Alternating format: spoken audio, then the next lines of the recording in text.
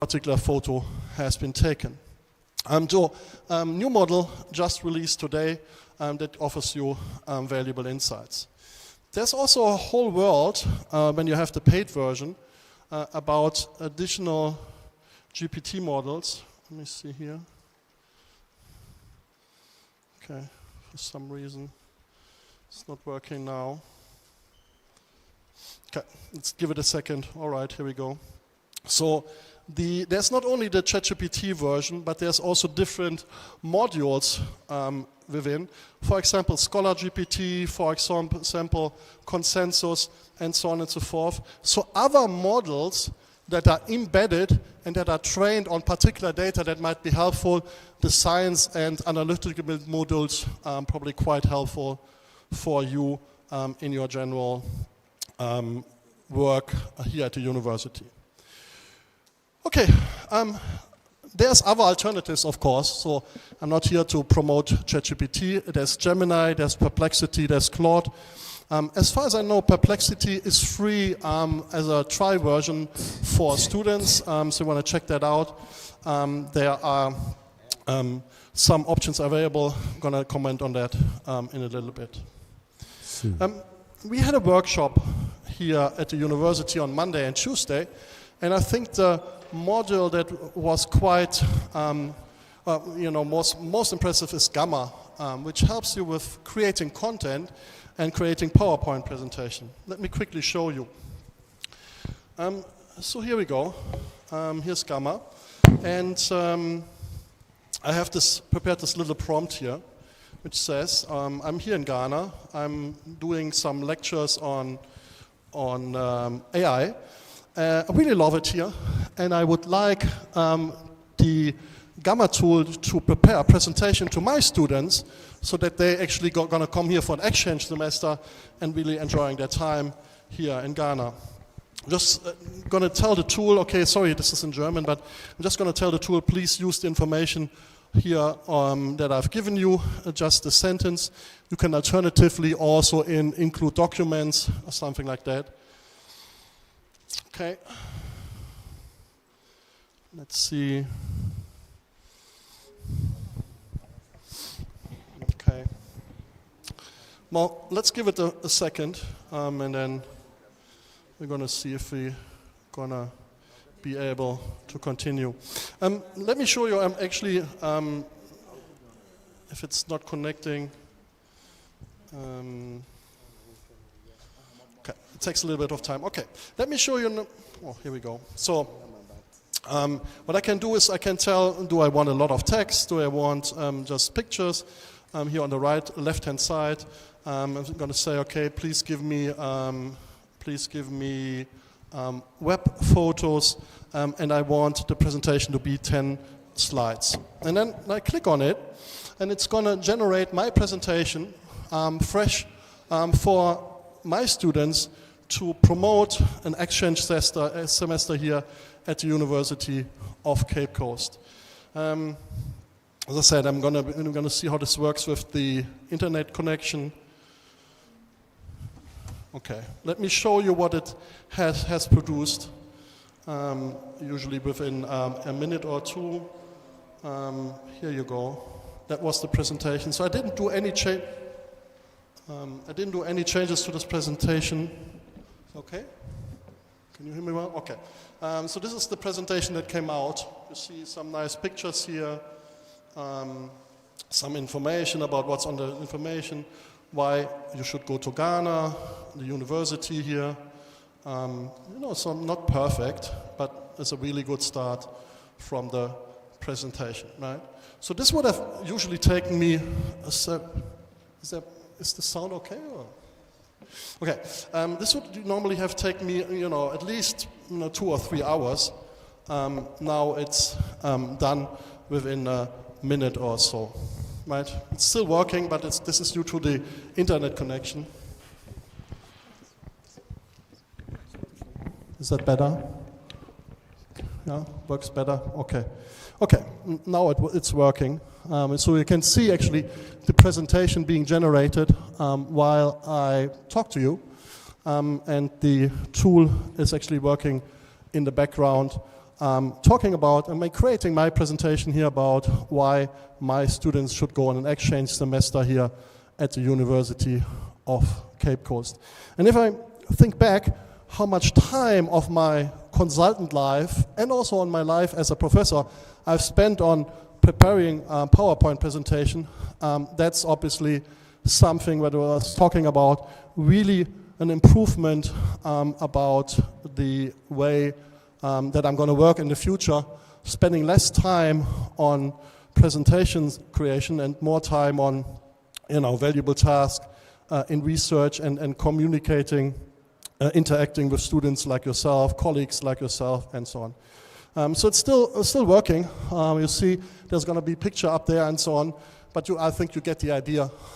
This powerful tool that's going to really help you with presentations in the future. I discovered the tool just a few months ago, and as you might imagine, I'm using it probably on a daily basis. Right. So let me quickly see. There's still a photo missing that's going to come up, but this is how the presentation looks like that I've just created in the last 3 minutes or so. Right. Pretty cool, right? So yeah, things change. These tools really help us and make our life easier, which is exactly what we want, right? So Gamma AI is the tool that I currently use for PowerPoint presentations. I also heard that I looked into other tools. Gamma at the moment the best one for PowerPoint presentation, but it looks like also Claude, for example, another tool trying to catch up on really also being able to produce really good PowerPoint presentations. This is a paid version that I just showed you, of course, but there are free tools available for students and lecturers in Ghana. The important task that you have to go through is identifying the right tool for your purpose. Don't just rely on the free version of ChatGPT and say, okay, that's all I need and that's all I'm going to trust. So really analyze yourself. What are you doing on a regular basis and how can AI tools help you with this particular task? Again, here's some free tools that I was able to come up with. The first 3 tools you know better than I do. Edumate, Ghana, Your School Aid, Kwame AI by Tvucc Code AI. These are specific tools here for the education system in Ghana. I haven't used them, but when I did investigate a little bit, came up that they are free for all academics here in Ghana. We also discovered that the Google AI tools, they're coming up with they are very powerful tools, and they have the opportunity for universities here in Western Africa to use these tools for free. So also want to look that up yourself. Maybe the Google AI tools are the ones that you can use for free to enhance your academic life. Okay, so much for the demonstration of the tools. As I said, I need to take it brief in order to look also into other question.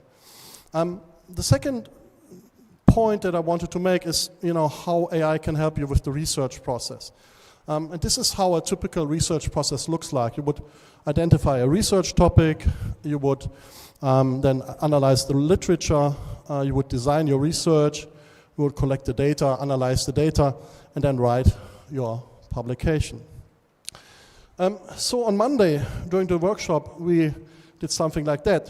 We used one of the AI tools, which is Elicit, and this is a free version. Well, I have to say it's a trial version that I used, but at least I didn't pay anything for it. And what I did is, let me quickly show you. Okay.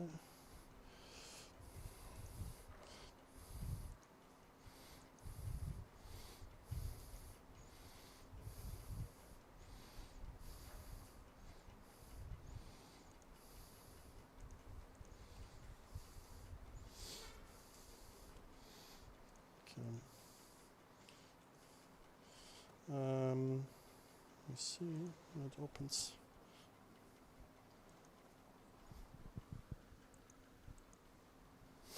Okay, I'm trying to upload this. Okay, maybe that's the one link. Let me see if I can find it.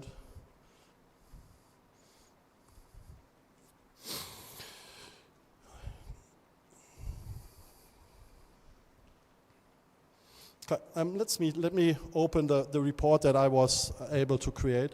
So here was the question that I asked to elicit.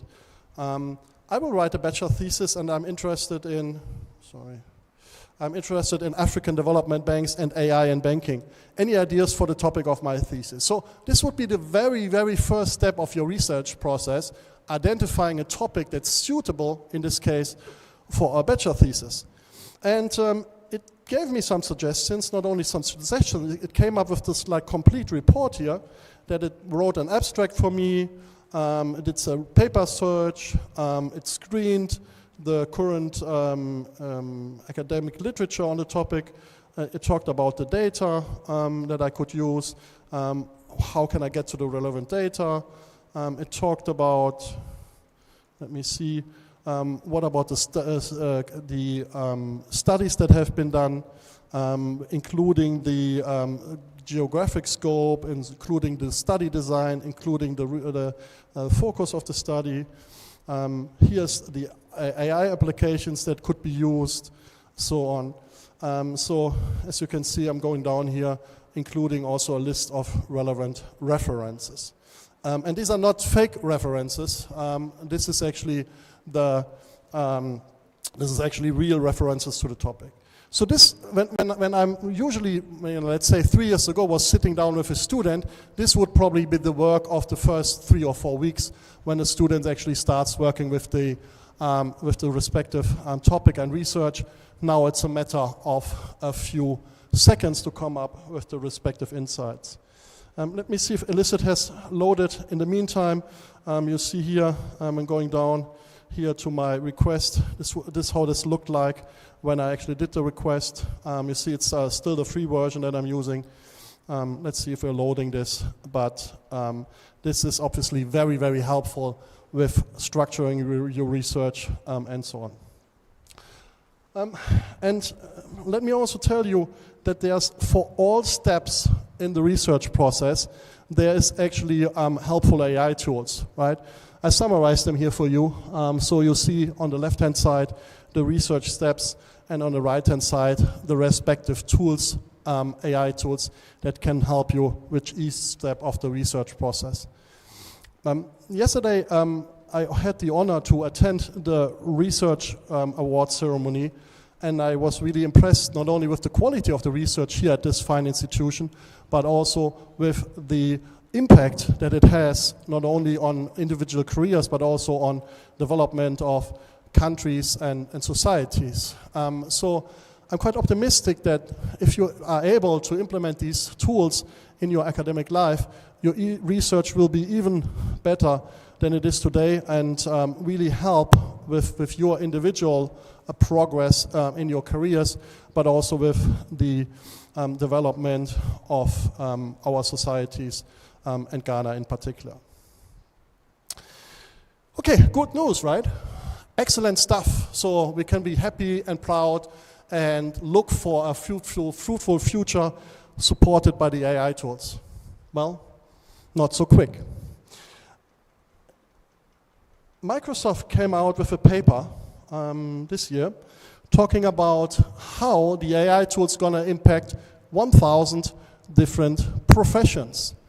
And as you might have already guessed, the most vulnerable professions, the ones who are going to be impacted most by AI, are professions that dealing with intellectual capacity, dealing with analytics, and you'll find, if you actually look down here, my profession, business teacher, post-secondary, right among the top 20 most vulnerable professions. I might be replaced as a professor by AI. As you can see, I mean, the AI can create the PowerPoint presentations that I need for my lectures. It can create the research that I'm executing. There's not much left, to be honest. when actually it comes to my responsibilities. And you will also find that down here, economic teachers, post-secondary, also a very vulnerable profession. You see market research analysts, management analysts, and so on. These were professions that just 3 years ago I was telling my students, very promising, management analysts, very complex task, something you can definitely do, not anymore. Right, so we really have to question ourselves in terms of what we are doing in our professional lives and how we're contributing value to our profession and society. That's what I did. I basically started analyzing my tasks, and you see this is what I'm doing on a regular basis. I'm lecturing 30% of my job. I do grading and exams, 10% of my job. Research, 25% of my job. I'm advising students, 5% of my job. Administrative tasks, unfortunately 25%, and then 5% engaging with a broader academic community, just like yourself right now. It's just 5% of my job. And I basically said, okay, how much of this can be automated of each of these individual tasks? We have broken this down even further, but this gives you the highlights.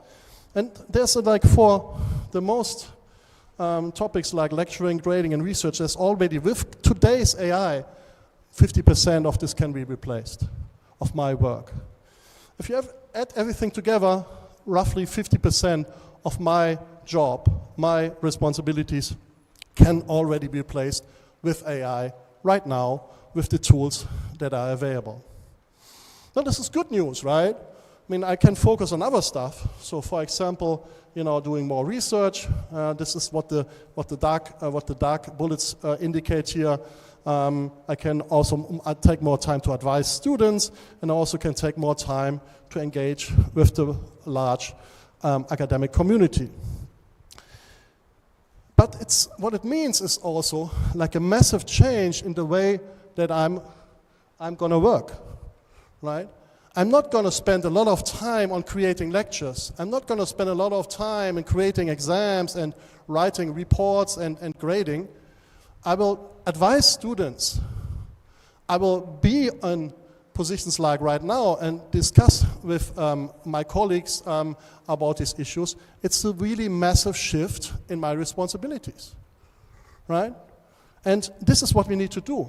We have to take a critical look in the question, where do we add value as professors, as students, as professionals in our respective fields, and have to answer this ourselves, where can I be replaced by AI?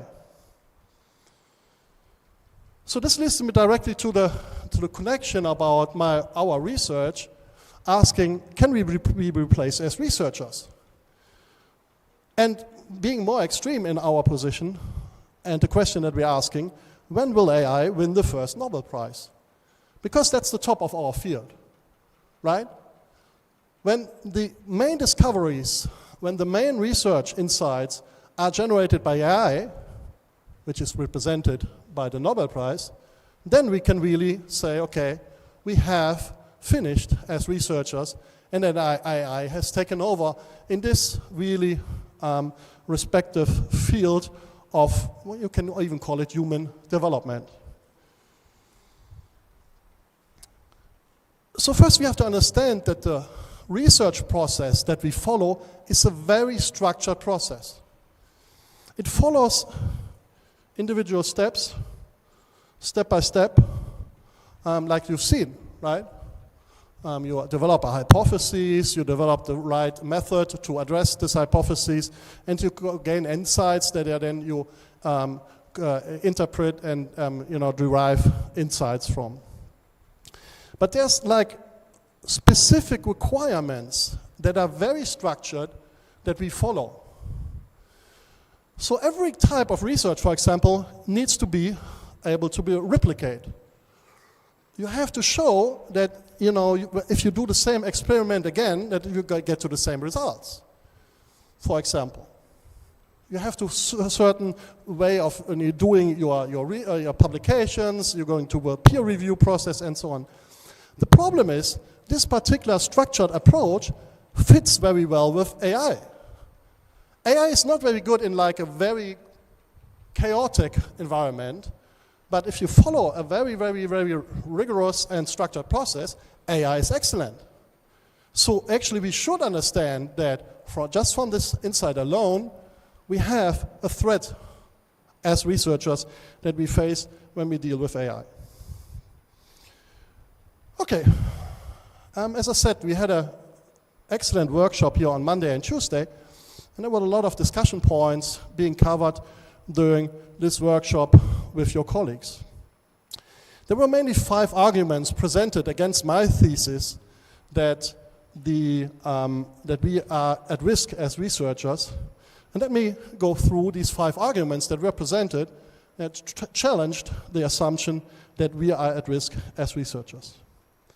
Statement number 1 was the creative spark. Argument is, humans possess a unique creative spark that cannot be replicated by algorithms.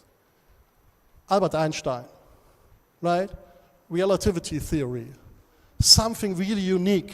Never could this be done by AI, so the argument goes.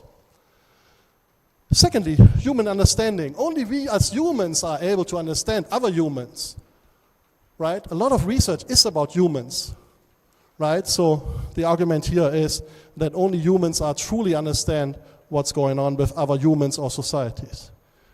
Argument 3, complexity. So AI excels in structured environments. In messy situations, chaotic situations, human judgment is still far, far advanced. Number 4, expert knowledge.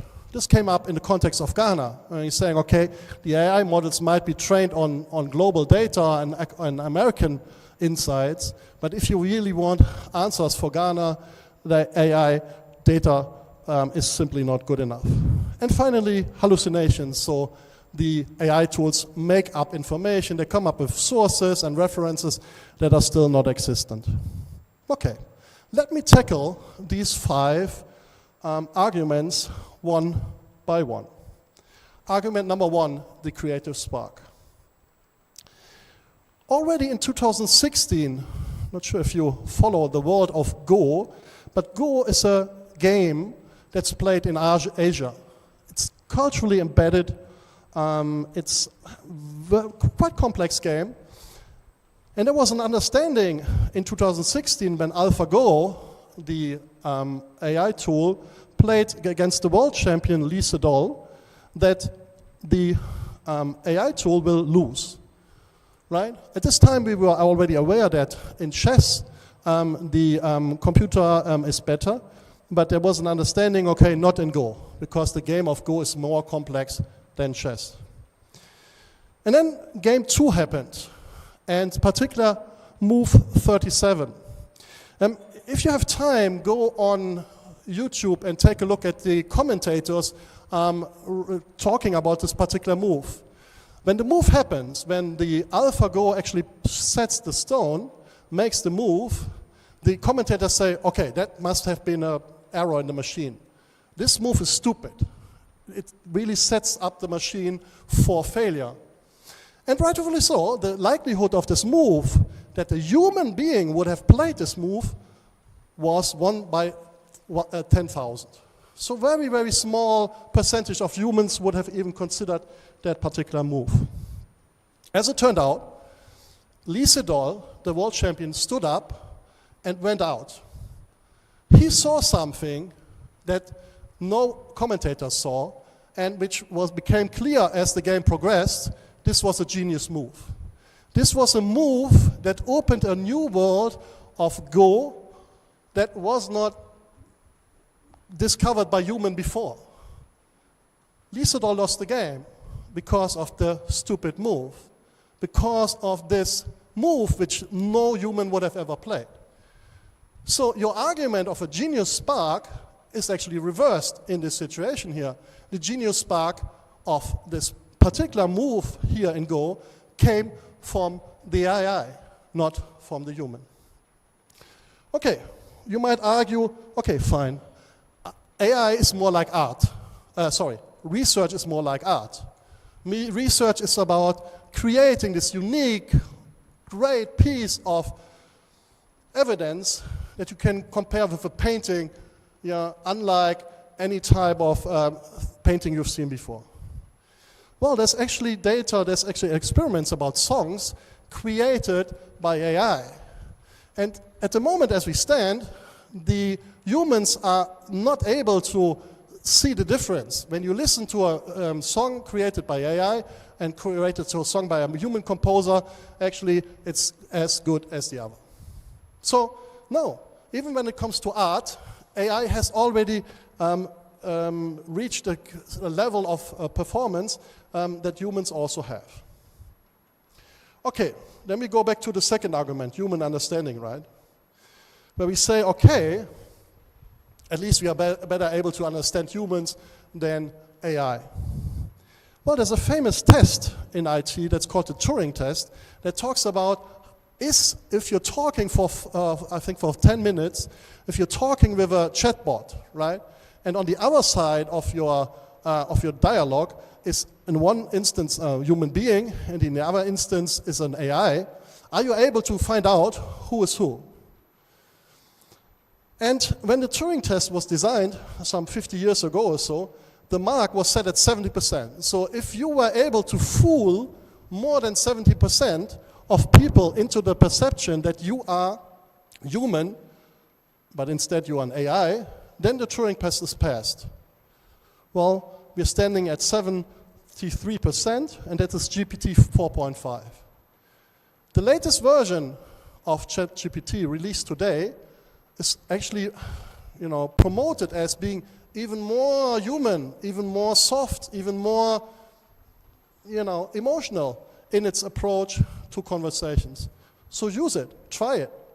You will be immediately or very quickly thinking you're talking to a human. Here's another study done by McKinsey that talks about what you see here is the level of performance. And you see the year when AI is expected to reach the level of a human performance in the respective field. The gray lines show you the situation before generative AI, 3 or 4 years ago. The blue lines show you the situation now after we have introduced generative AI. So answering the question, when is AI going to exceed human performance in a specific field? For example, creativity. And you see that the time when this is going to happen is right now. Maybe we have 2 or 3 more years, but when it comes to creativity, AI is already on the same level as humans. Okay, fine, but this topic that I'm just addressing now is about understanding humans, right? Okay, let's go down to the list. There's 3 different competencies: social and emotional output, social and emotional reasoning, social and emotional sensing. And you see that in all 3 fields, we expect the AI to be better than humans within the next 10 years. You as a human will be better understood by AI within the next 10 years than by other humans, at least to McKinsey. So let's leave it at that. Okay, fine. Then about complexity, right? We might make the argument, okay, fine. Maybe AI is able to come up with very specific results in very specific environments, like the Go example, but not in complex environments, right? This is José Penades. He's a professor at the Imperial College in London.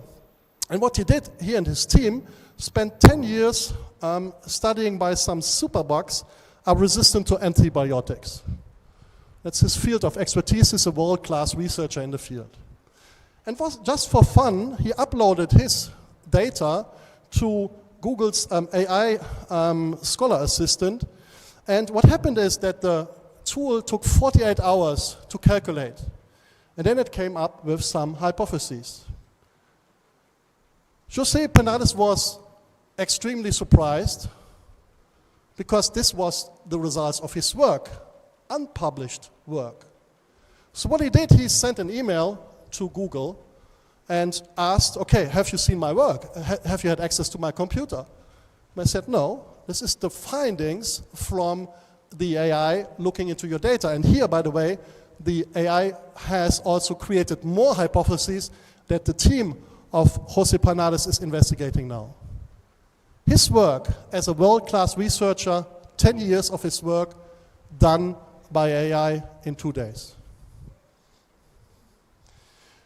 Okay, fine. Then let's go with the Ghana argument, right? The AI is trained on American data and maybe European and Asian data, not on Ghanaian data. That's true. You're right. On the other hand, we've seen that the cost reduction on AI, on developing these models, has been decreased by a factor of 10 over the last 5 years. 85% of the problems that are solved by the AI is actually transfer from another area. So can you transfer some of the problems that we have as human beings with each other, studying societies and human behavior, and I don't want to even talk about natural sciences. Can you expand, can you actually take information from other areas and apply it here in Ghana? Probably you can. Yeah, there's only very limited data that is actually really, really specific, unique only to this particular region. And even then, you have the AI being available 24/7, right? Being able to capture the data, help you with analyzing the situation. So I don't know if the Ghanaian argument and saying, okay, I'm an expert in a specific niche really is going to hold, considering the speed that AI is going to conquer these new fields and areas of expertise. Okay, finally, the hallucination argument, right? But the AI is hallucinating. It comes up with wrong insights. You cannot trust it, right? Maybe we can work with it, but you need human supervision to actually make sure that they don't come up with incorrect information. Well, there's another researcher called Michael King. What he did is he looked in 2022, when we had the GPT 3.5 model, he actually investigated the type of insights, and just like you would have guessed, the model made multiple factual and incorrect citations. This was about biodiversity. They're misciting journals, underestimating values by factors of 15, and reversing scientific patterns. So it's horrible, right? Well, it was horrible. Because the study was updated based on the module 4.5, and, GPT-5. The other version, the next version has been released today. So this is actually the version from, the last couple of months. And what it did, it not only reversed or only corrected all the mistakes, right? So it delivered actual numerical data, corrected the sources, it provided the real references with the respective direct links and so on. It transferred to calculations, and it showed a clear leap in factual reliability and reference integrity.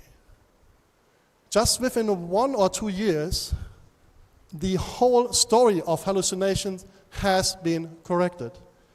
And not only that, right? What it actually did, it showed that it was actually now even correcting its own bias. There was a bias towards male researchers in the past and towards white researchers. So what it did, it actually corrected this and shows now a more balanced approach, including female researchers and people of color with their research, right? So really, really massive improvement within a really short time. So let's forecast this, how this is going to look like in 5 years from now. How are we going to compete with such a performance when we talk about looking into academic data and research? Okay, fine. So I think I addressed the main arguments against AI in research. So maybe this means, in particular, we have to rethink how we work together with AI and how we think about scientific breakthroughs. When we look into the question, right, we have already seen significant contributions from AI in prestigious fields. AlphaFold, which is focusing on protein folding, something I don't know anything about. But apparently there was a 50-year challenge research has done trying to solve certain problems for 50 years has been solved by AI. AI has discovered drug compounds that showed novel molecular structures unfamiliar to human scientists, chemists, right? That's the AlphaGo argument.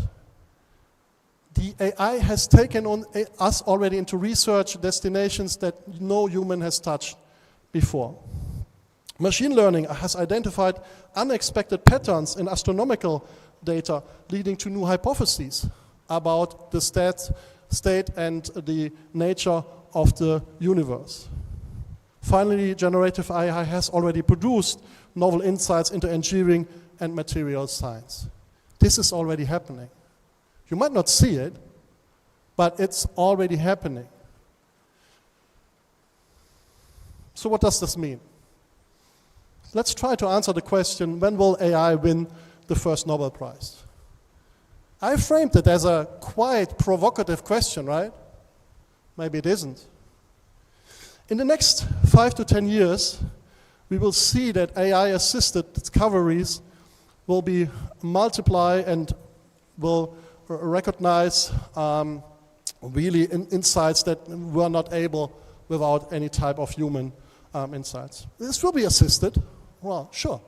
I mean, there will be some person working with the algorithm, with the AI tool, but the main insights will come from the machine. Then there will be some medium term, 10 to 20 years, where we will have first patents granted to AI as inventors in selected jurisdictions. It raises, of course, the question about the nature of AI, if you can actually award a patent to an AI. But this will create pressure for the Nobel Prize Committee. Once certain patents are awarded, why want you exclude the AI from the Nobel Prize? And then in 20, 50 years from now, this is within the area of your research. For most of you, if I see you, most of you are going to have more than 20 years of research ahead of you, right? So we will have autonomous AI making fundamental discoveries, international consensus on AI authorship will emerge, and this will require possible rule changes on new categories. Okay, what's the progressive view? Right? Some experts will argue that AI will achieve Nobel-worthy independent discoveries within 10 to 20 years. That would be the progressive side of this particular question. Of course, you can be conservative and say, okay, no, we will maintain true scientific creativity, will remain with humans, because in the end of the day, you need consciousness and intentionality to discover important findings. But it still will raise the question about what's going to be the role of AI and how are going to be cooperating and using these tools in order to advance research in the future. So just to wrap up the discussion, here's a few questions for you that you can think of and to see how you're going to deal with this. What event would convince you that AI deserves Nobel recognition? What kind of discovery needs to be done by AI so that you are on the side of saying, okay, yes, we need to award a Nobel Prize to AI? Should we create a specific separate prize category within the Nobel Prize Committee for AI-driven discoveries? But what if we find out then that this particular category produces more prestigious and ambitious insights than the human Nobel Prize? How would you define independent discovery? How much independence do you require from an AI to be truly self-independent and therefore becoming independent researchers? Big questions that I'm not going to answer today, but that we all going to face in the next couple of years.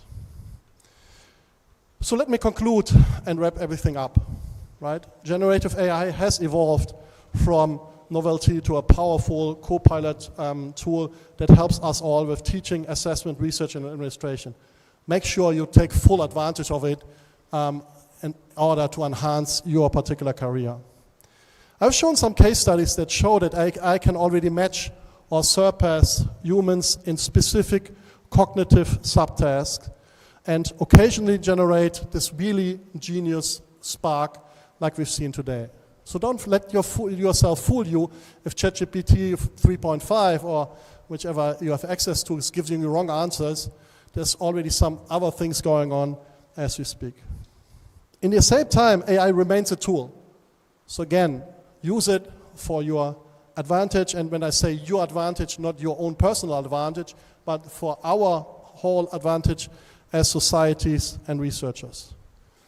My recommendation, lecturers and students should actively integrate AI into their workflows, just like I did when I challenged myself, looking into my to-dos and deliverables and answering questions, where can I use AI to free up time so that I can do valuable things like speaking to you today.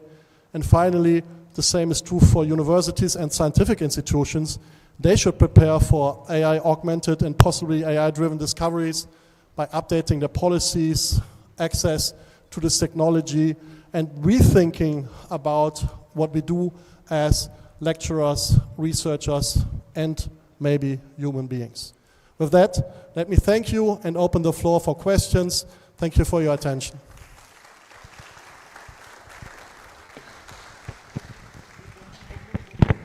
Let's do it once again for our speaker. So, do we have questions? Yes, a few here.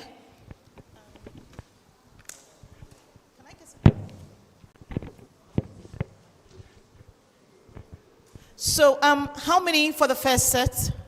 How many do we have? Please, if you want to pose a question, let me see you by hand so that he has it. 1, 2, 3, 4, 5. Okay, so I see 5 hands raised now. Please move forward and then let us know your name and probably where you're coming from, and then you pose your question. I'll take the first 3.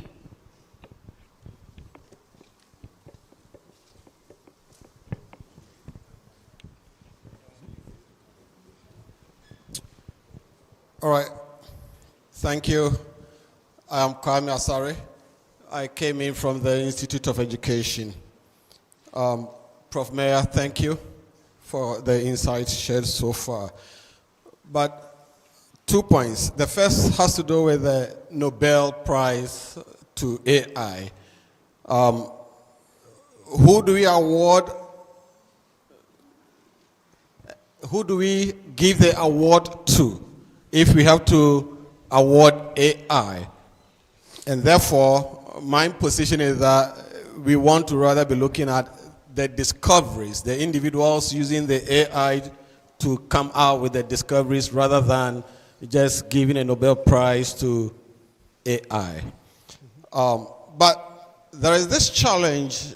Let me assure our students over here that the University of Cape Coast is not against the use of AI. My professor, Rose Monbohene, indicated that we have to embrace it. We have to live with it. So the University of Cape Coast is not anti-AI. But the University of Cape Coast is all for responsible use of AI. It's all for responsible use. So the question, how do we get students to accept that it's not everything AI produced that they should just go and lift and throw it to the lecturer because they have also submitted an assignment? Thank you. All right. Yeah. Should I answer first? Oh, yeah. Okay. Thank you. Excellent questions. Thanks a lot. Let me go quickly through them step by step. Regarding the question about who are we going to actually awarding the prize to. I'm a member of the Rotary Club in Frankfurt, where let me tell you like a similar story. So I'm going to put in my will, I'm going to put the point and saying, okay, I want to remain a member of my club after I pass away. Because I'm going to train an algorithm, I'm going to tell an avatar of myself who would be able to remain as a member of this club. So my club will say, no, it's not possible. You cannot have an AI being a member of Rotary Club. Okay, fine. Then I put in my will, I'm going to say, I want to give at least a final speech in my club after I've passed away, because I've trained my avatar to do so. They will probably say yes, right? So why not, right? It's going to be very interesting, and so on. We can have a speech from an avatar. So I assume that, let's assume the speech will be interesting. So then they might invite me again, after I have passed away, after I'm not a living being anymore. And then the question will come up, well, this person, although passed away, is giving speeches and was a member of this club. So why shouldn't he be remaining as an avatar member of the club? Of course, this is far away in the future, hopefully. But the point is that our defined idea of somebody is alive and therefore has legal rights, and somebody passes away and then therefore legal rights are gone, is going to vanish. The same with AI. There will be some kind of legal entity, identity for the AI. I don't know how this looks like, I'm not a lawyer, but there will be some kind of legal identity also answering questions of reliability, question about what happens if something goes wrong, questions about taxation, and all these different elements. The second question was about the role that AI can play for the development of our societies. You can make the argument that actually there's a big potential, particularly for developing countries. When you look into the question about which countries are the most optimistic about AI, you see that on the top of the list are emerging countries. Nigeria being actually the number one. Ghana was not in the survey, but probably from the discussions I'm having here, you are far more optimistic about AI than the developed countries, including Germany. So I expect the AI usage, particularly on such a research-driven institution like yourself, to be growing much, much faster here within you and your university than it will be in my university. So within 5 years, we will actually come to you or invite speakers from you and have teaching us how we use AI. I'm very sure about that, right? What was the third question again? How should the university develop? Well, we've seen that. This is a very dynamic field. There is the students are usually better trained in using the AI than we are. So it cannot be the traditional approach, saying, the teacher needs to teach, the student has to learn and follow the rules. We have to cooperate, right? This is too dynamic. This is too dynamic to follow an old structured process. We have to sit together with the students, with each other, with peers, across universities, across countries, and see how we make the best use of it. That's why this is today such a fruitful discussion. This is why the workshop on Monday was so fruitful, because only we together can actually learn and start to think about how we apply this to our academic institutions. Thank you very much for the opportunity. I think I have 2 questions. And my first question is going to be on the citations for the use of AI. We use it in most of our works, but how do we cite this platform? Because in most research, we are supposed to comment where we get these information from. And obviously, AI is a platform we get this information from. So therefore, how do we cite AI as part of our references in our research? And then also, with the mistakes from the responses that comes from AI and wrong citations that come from AI, I think it all boils down to prompt. What kind of prompts do you put in the AI system for it to generate the information for you? So then I want you to speak on what prompts can we put to ensure that we get a better response from these platforms? Yeah. Again, a very good question about how we use AI in our daily lives. and so on. So you started with the underlying data, and that's already key. We have to understand that ChatGPT, the general module, is trained on the whole internet, right? Every data that is available. So that's obviously not a good data set for us as researchers, as we are working in a really rigorous and particular environment. So there's other tools. There's other tools like I showed you today. Elicit is a tool that's trained on academic papers. So it's trained on academic data that can then be used for your research. Right, so first advice is use the right model for your purpose. It's not all models fit the same purpose, so you have to really, really put some effort into identifying what you're doing, what kind of results you want to see, and from there, you pick then the right tool that fits your purpose. The second step is then, okay, how do you prompt? And you're this 100%. I mean, this in the last couple of months, last couple of years, prompt engineering has not been a hot topic anymore. Well, it might come back, right? How do you actually make the model to do the things that are most helpful to you? How do you speak to the model? How do you interact with the model? How do you make sure the model gives you really the exact information you're looking for? And that's not, I cannot answer that in a sentence. I mean, it's also like, again, we have to discover this. Whenever there's a new model or the model is enhanced, we have to see, okay, how does the interaction go? And how do we get to the insights that we want? Finally, question about transparency. Two things from my side. Whenever I give an assignment to my students, I always tell them, use the AI to a full extent, no limits. You can use it for writing, research, everything. But you need to be transparent. You have to tell how the AI has contributed value and how you have contributed value. Because this forces you also to think about, okay, where do I stand in the game? How am I going to do a living as a researcher, as a professional in the future, if I don't contribute any value? Right? So this is where the question you really have to ask yourself, how are you going to make a living in the future? What are the areas where AI alone will not do the job? Right? It will be across different disciplines. It will be across different human beings. It will be even across different nations and continents. If you come together and if you are able to run a team of AI tools, of human beings, from different fields, then you're probably going to have a future. Because then you bring together so many different aspects to an interesting question that actually makes your contribution valuable.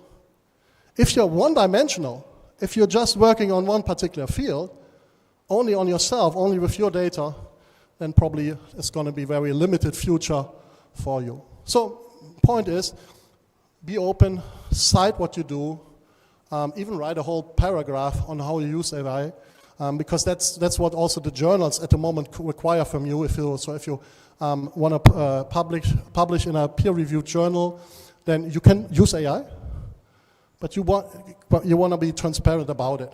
Right? So write a whole section in your work that is dedicated to a true reflection of what was going on, and that also forces you to think about your own contribution. Not sure about the specific regulations and policy here in your university, but obviously something that we need to work on so that we give clear guidance to students how they can use AI and what might be the fields where they should not use AI. In their work.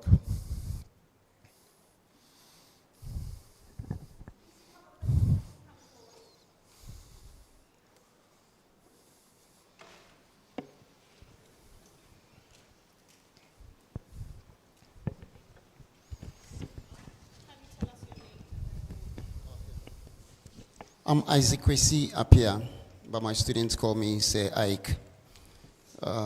The teacher is confused.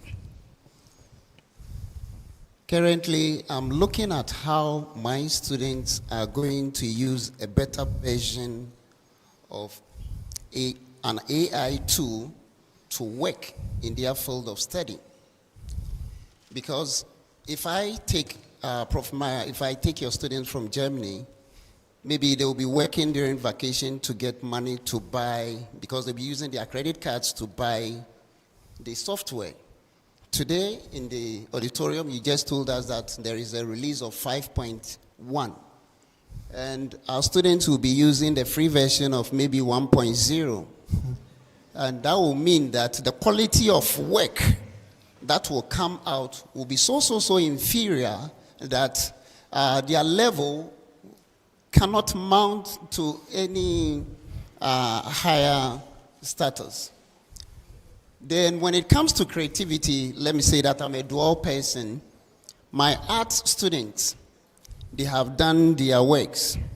How do I use AI to assess the practical work? If it is test or anything that is done on the computer, then you can use the soft copy and ask AI to assist you. When you have a physical hard work produced by my students, let me say current free SHS, I have over 85 students in a class. How am I going to deal with that? Now my question.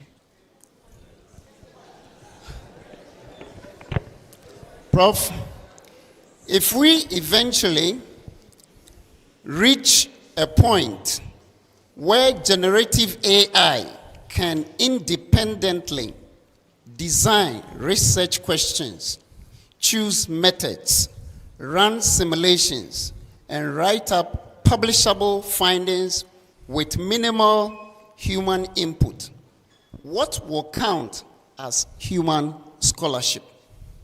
And should universities award degrees and promotions based on work that may be largely machine generated?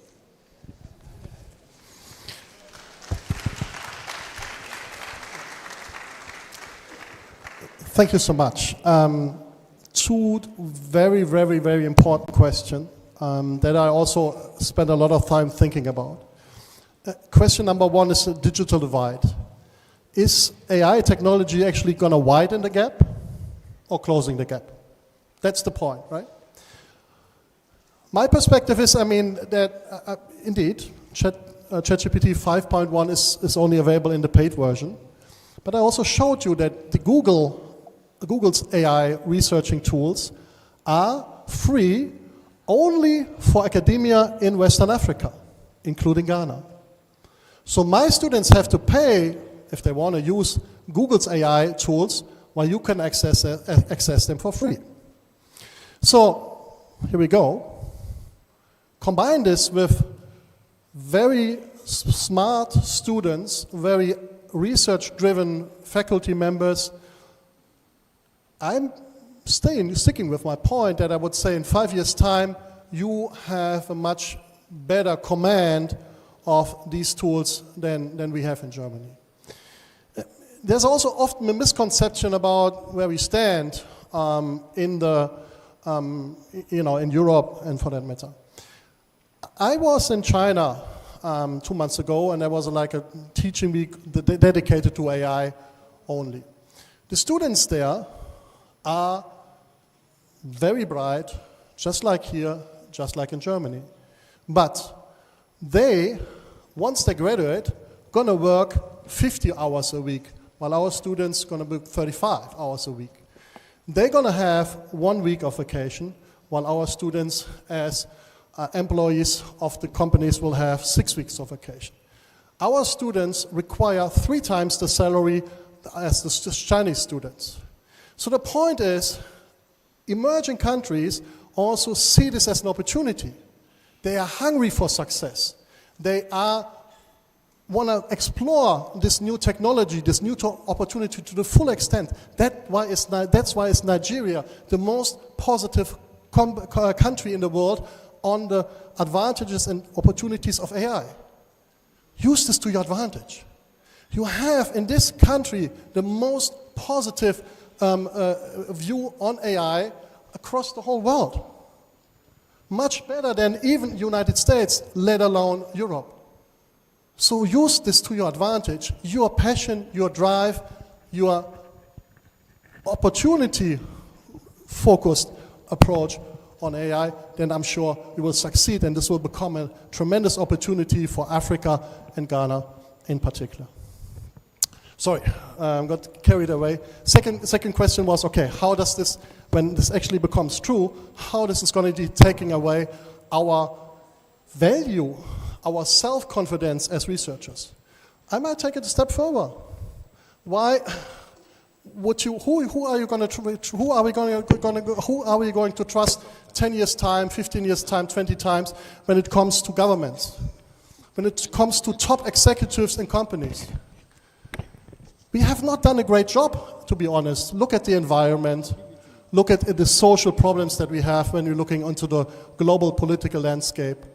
So there's a lot of, when you think about how we solve the environmental problems, we can also have a lot of trust and hope that AI will help us with solving these problems, because, to be honest, politicians have not done a good job, right? So maybe we're going to have some hope also from that angle.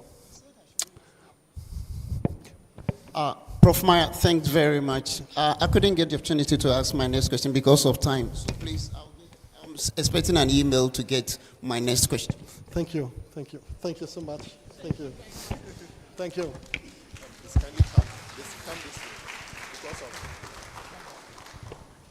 Thank you very much. I am Joseph Wobson from Adesada College. I want to, first of all, contribute to one of the questions that one of our lecturers asked, that if possible, AI should be given a Nobel Peace Prize. Nobel Peace Prize. And I'm saying that it's possible because the development of intellectual property, and whoever had that intellectual property in that particular software can be given that particular award for that development. Thank you. My second issue has to do with AI-generated materials for university students and researchers, and the standoff with lecturers. In fact, when we come to our universities, I am not particularly familiar with UCC. I am familiar with the Legon system. Any attempt, most of the times, any attempt for students to come out with AI-generated materials bring up a lot of issues with the lecturers. In fact, some of the AI-generated materials are not related. Some of them are not related. And even at times that those materials are related, most of our lecturers are of the assumption that it amounts to lazy work and shabby work. But we must all understand we are appealing to our lecturers present and those who are likely to hear us on this platform that this AI has come to stay. It has come to help students to fast-track their assignments and what have you. In as much as we are emphasizing on creativity, innovation, and other skills, it's very important. So we are appealing to them that they themselves must also embrace it.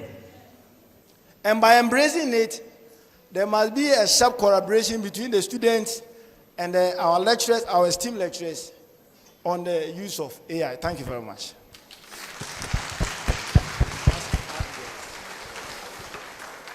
Okay, quickly, thank you. Again, two very important points. First one on intellectual property, second one on how do we use this as a tool to really build competencies with our students.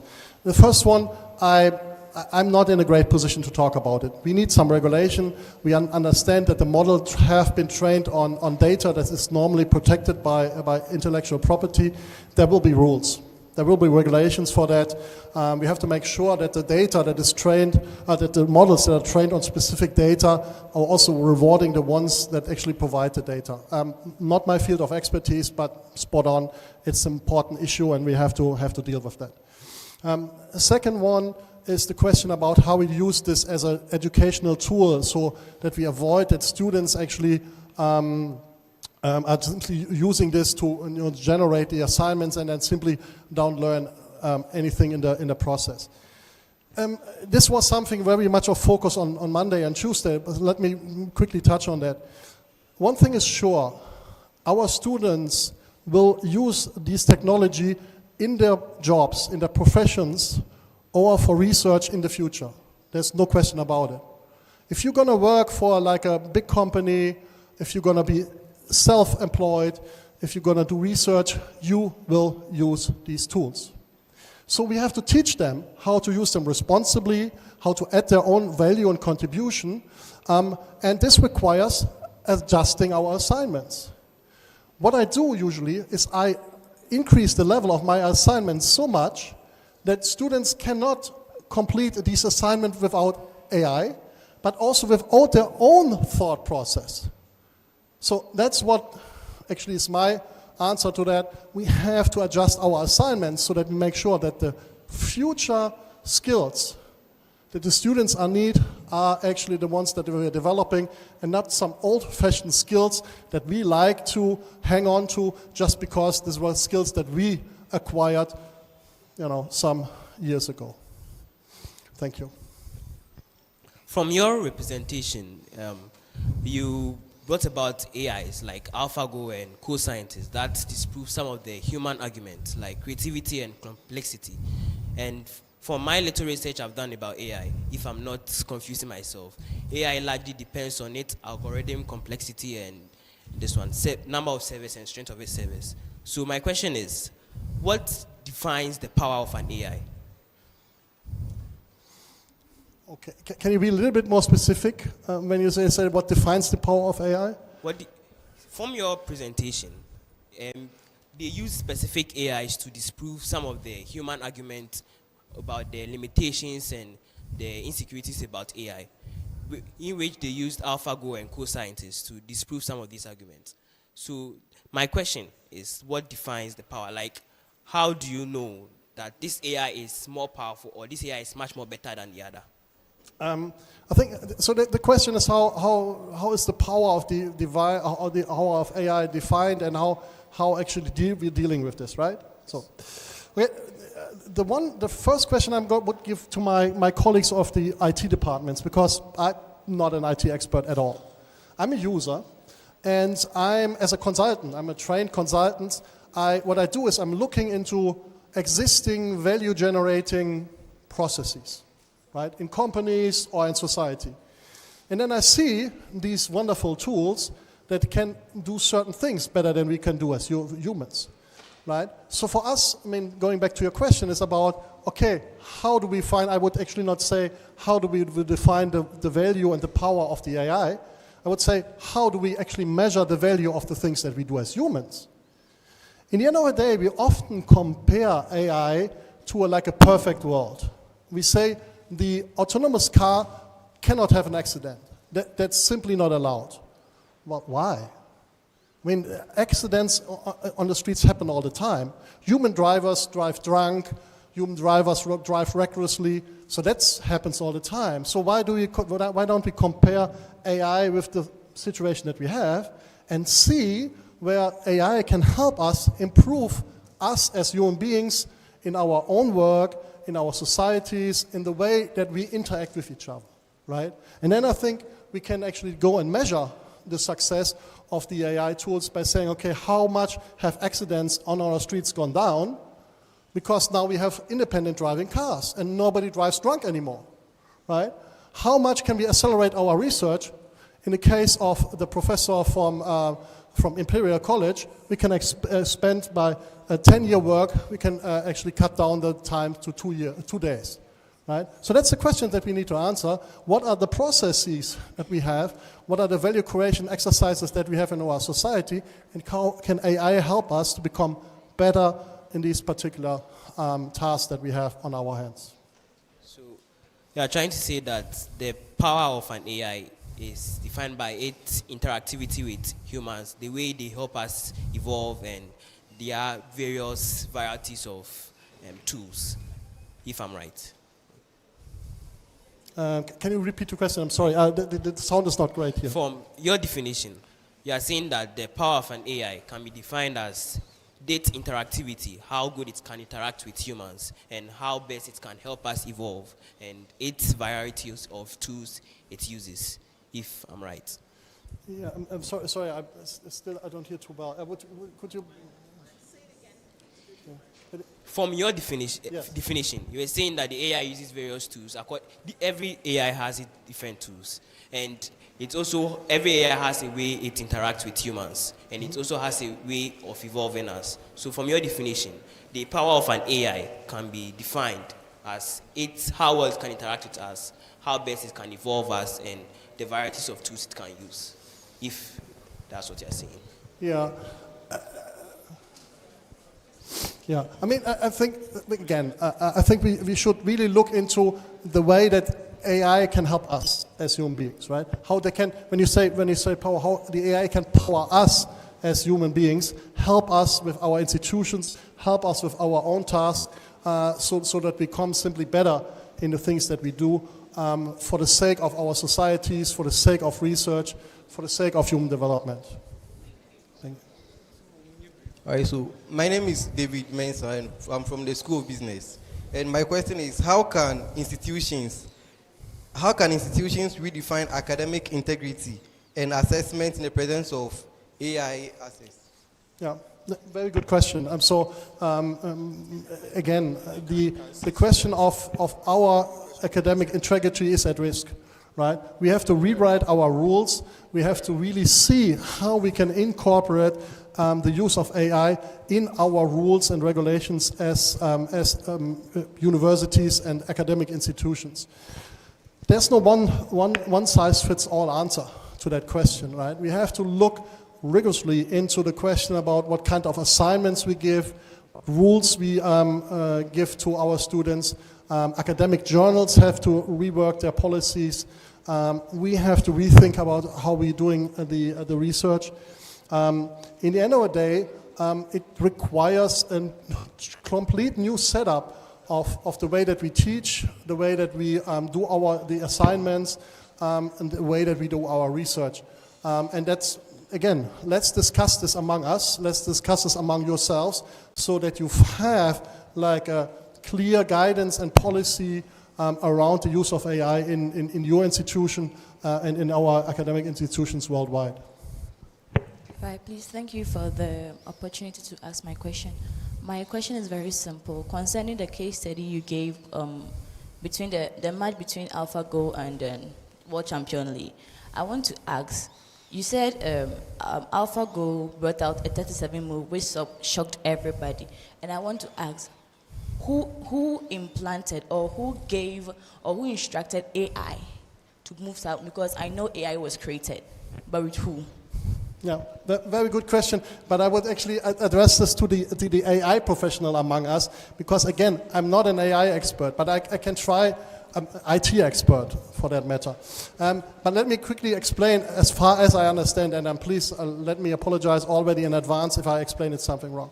So I think with chess and Go, the historic approach, the initial approach was to train based on a massive data bank of human games. That was the first approach, and then it came to a limit. And then actually said, no, let's try a completely new approach, which is like, let me explain to the AI the rules of the game, and then let the AI figure it out themselves. So let the AI play against itself like millions and billions of times. And then by that, identifying winning patterns and winning strategies. And that has been the success there, that without like any bias based on previous chess and Go games, the AI was discovered basically new ways of approaching the game, right? So without any type of prejudice, I mean, we always say when we talk about research, we stand on the shoulders of giants, which means that we use the knowledge previously generated from researchers in previous generations. And that's simply not the approach that was done by the AI. They simply said, okay, let's erase everything and retry, right? And this is, as far as I understand, what happened in Go. And we might see this happening in some fields in our research, so that the AI is simply trying everything that's possible because of the massive power, the computation power that AI has, and so that we then get to new insights that we have not been able to discover ourselves as human beings, because we are obviously standing on the shoulders of giants or biased based on what we have learned in the past, and might therefore neglect certain areas which we deem not to be promising, but which might be in the end promising, just like Lee Sedong found out when he played against the AI, that this move 37 was actually the one that actually, decided the whole game. All right. Thank you very much for the opportunity. Please, from the presentation and the discussion so far, we have come to agree that AI is an indispensable tool in research, in teaching, and in administration, and even for students as well. So my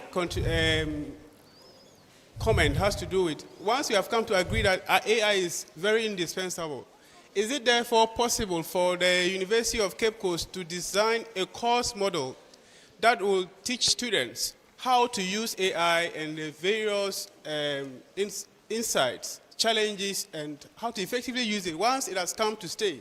Is it possible to design a course that will help teach students how to use it and use it effectively for academic work and others? Thank you.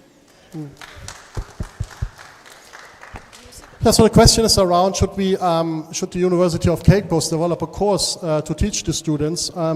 Short answer is yes. A little bit longer answer is, why not designing a coach where the students teach the staff how to use the AI? In the end of the day, it's new for all of us, right? So we have to work together as students, as lecturers, as researchers, in order to identify how the AI tools can be most useful to us. So I would actually expand the question and say, let's all get together and find out what is the best way of integrating AI into these fine institutions. And that's all up to you, but again, it requires the work from all involved and not the one-directional approach where you say, okay, the lecturers have to teach the students. Maybe it's the other way around. Right, thank you very much. Let's applaud Professor Meyer. We are so grateful for your time and for the beautiful insights you've given us into the world of AI. Thank you. I'm right behind you. Sorry. Right. So, so if you have any other question you'd want to pose to him, you can interact with him right after this session. So he's around to talk, to speak with as many who would want to do so. So there's a presentation to, yes. So yesterday, the University of Cape Coast actually presented Professor Dr. Meyer with a citation for his contribution towards UCC's visibility, I believe, on the international scale. And yes, he had a stole, beautiful.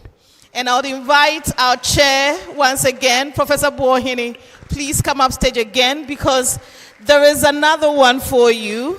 The college is presenting you with some gifts. These are souvenirs from the University of Cape Coast, so that at every point you would know that we are so grateful and indebted.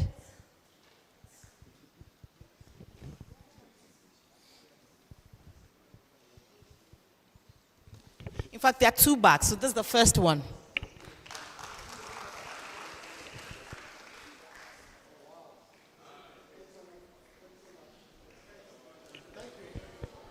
Let's applaud him. We are so grateful. We are very grateful to you, Prof.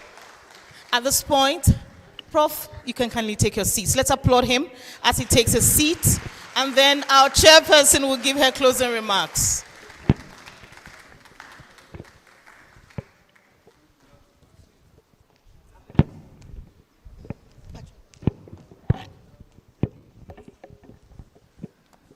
Distinguished guests, colleagues, students, ladies and gentlemen, as we draw this insightful public lecture to a close, allow me to briefly reflect on the richness of today's discussions.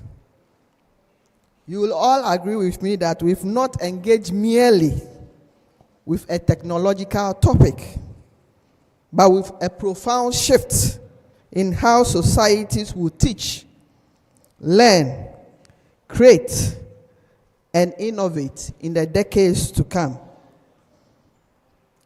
3 key messages stand out as we conclude. And the first is that AI offers extraordinary possibilities when aligned with pedagogy and human-centered design. 2, the role of educators remain indispensable. As AI takes over our routine tasks, as teachers, we gain more space for higher order functions like guidance, mentorship, creativity, and offering our students emotional support. Thirdly, we must approach AI with a responsible mindset. Issues of data protection, bias, academic integrity, digital equity, and institutional capacity cannot be afterthoughts. They must be embedded in the architecture of policy, curriculum, and professional development. And it will interest you to know that the University of Cape Coast is not against the use of AI. And because of that, they are coming out with a policy. And I know the College of Agriculture and Natural Sciences, they are even creating a center for the study and use of AI by the university. So the university is not against the use of AI. On behalf of the organizers, we want to extend our appreciation to our distinguished speaker, Professor Dr. Maya, for unpacking such a complex topic with clarity and depth. Your contributions today will certainly influence institutional planning and national conversations on the future of learning.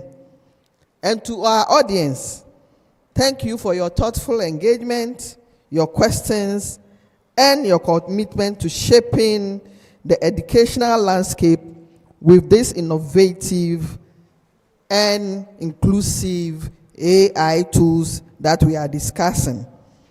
Let us leave here determined to continue the dialogue, strengthen collaboration across institutions, and champion responsible AI adoption in education.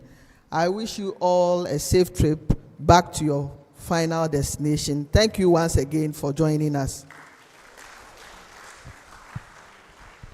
Thank you very much, Prof. Bohini. Let's applaud her while she makes her way down the stage and to her seat.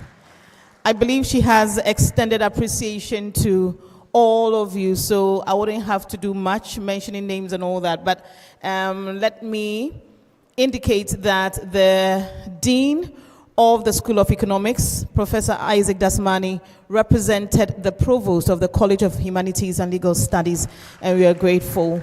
Let me do a quick one. I see the Dean of the Office of International Relations here, Professor Bet Wedikusi. I see the Provost of the College of Agriculture and Natural Sciences, Professor Rufella Kombe.